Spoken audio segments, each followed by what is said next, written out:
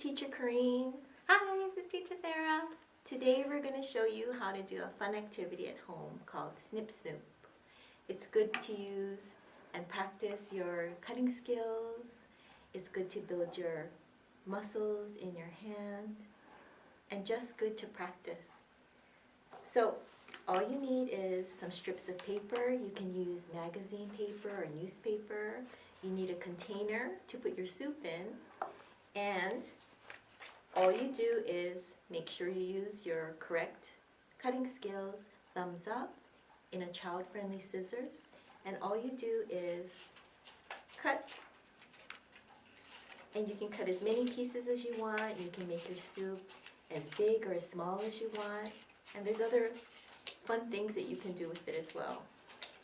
And if you have some little friends at home, you can make the snip soup for them to enjoy. And you can have them go in and eat your soup.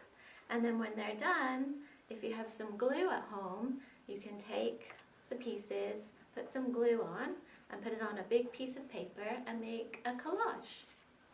Thanks for listening. Be creative. Bye. Bye.